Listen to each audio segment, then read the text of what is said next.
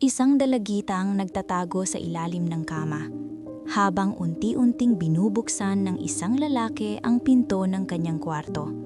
Isang marimtawag, isang tunog ng ringtone, at isang pagkakamaling hindi na mababawi. Ito ang kwento ng isang 911 operator na kailangang harapin ang bangungot ng nakaraan bago pa ito muling pumatay. Si Jordan Turner ay isang veteranong 911 operator. Put the gun down, Chris! Sanay siya sa sigawan, takot at desperadong mga tawag. Isang gabi, nakatanggap siya ng tawag mula sa 15 years old na si Leah. May lalaking pumasok sa bahay nila habang wala ang kanyang mga magulang. Find a room and lock yourself in it right now. Pinayuhan siya ni Jordan na magtago sa ilalim ng kama. Habang hindi pa dumarating ang mga pulis, takot na takot ang babae. Tahimik, mabagal ang bawat segundo. Lumabas ang lalaki sa kwarto. Inakala niyang nakalabas si Leah sa bintana at akala nila ligtas na. Pero nang naputol ang tawag, nagdesisyon si Jordan na tawagan muli ang dalagita.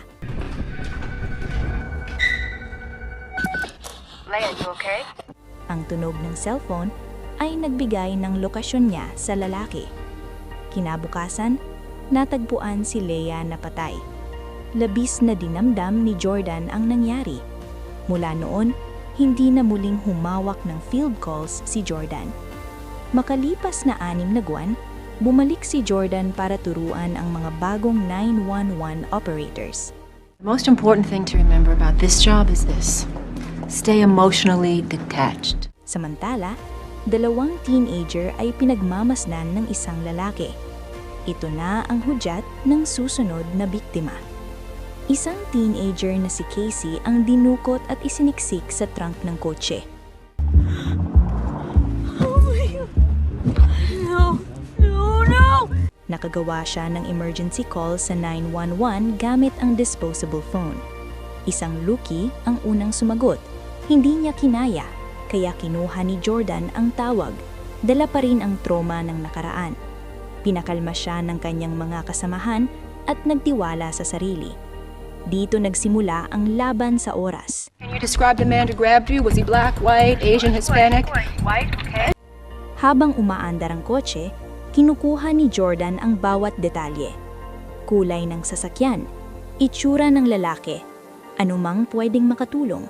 Habang sinusundan ang lokasyon, pinabali ni Casey ang taillight ng kotse para makagawa ng alarming signal. Stick your arm out and Wave it, wave it, wave it. Pinawagwayway niya ang kamay sa mga sasakyang sa likod at may isang babae ang nakakita at tumawag sa 911. Pero napansin ito ng lalaki. Pinatapon ni Jordan ang pintura sa kalsada para matrace ang sasakyan ng suspect. Napansin ng isang lalaki ang tumatagas na pintura sa likod ng sasakyan. Agad niyang sinubukang harangin ng suspect para kumaripas ito ng takbo. Sinundan ng lalaki ang suspect hanggang sa parking area, ngunit isa-isa silang naging biktima. Sinaktan at hinampas ang lalaki hanggang sa mawala ng malay. Gumamit ang kidnapper ng sasakyan ng biktimang lalaki para ipagpatuloy ang biyahe. Nang magising ang lalaki sa loob ng trunk kasama si Casey, ay nagsisigaw siya para tumahimik. Pinatay siya ng kidnapper sa pamamagitan ng saksak habang si Casey ay nananatiling nakakulong sa trunk. Sa gas station, nakita ng attendant si Casey na hinihingi ng tulong, pero sinunog ito ng kidnapper.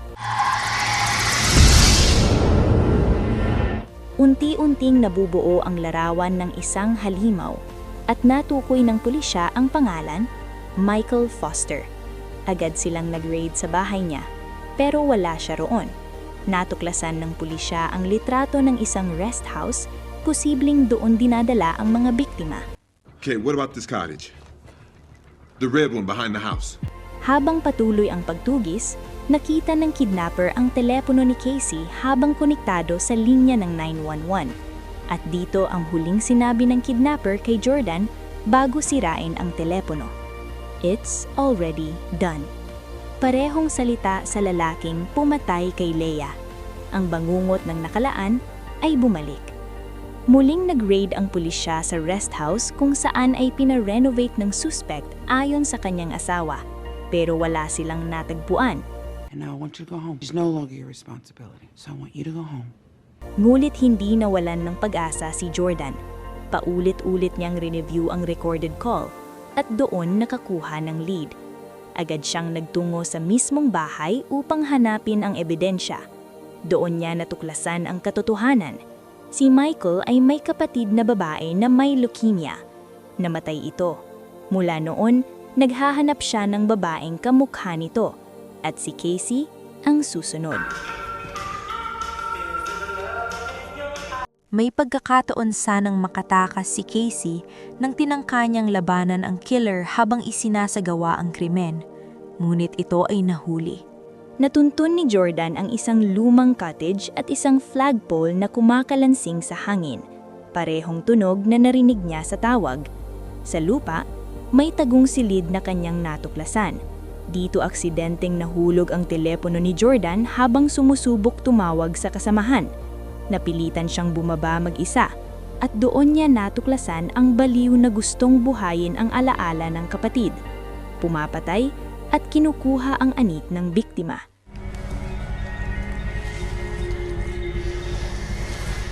Habang tinatanggal ni Michael ang anit ni Casey, sumugod si Jordan, hinaplos at pinakawalan si Casey, pero nagkaroon ng matinding sagupaan. Sa tulong ni Casey, nasaksak si Michael at nahulog sa cellar. Imbis na tawagan ang tulisya, itinali nila siya sa upuan na ginamit niyang pangbihag. Nang magising siya at magmakaawa, sinabi ni Jordan ang parehong salita. It's already done. It's already done. At iniwan nila siya roon habang sumisigaw sa dilim. Minsan, ang hustisya ay hindi dumadaan sa batas. Minsan ito ay ginagawa ng mga taong pagod ng maging biktima. Kung ikaw si Jordan, tatawagan mo pa ba ang pulis o hahayaan mong maranasan niya ang sarili niyang impyerno? Comment mo sa baba. At kung gusto mo pa ng mga kwentong puno ng tensyon at twist, subscribe ka lang.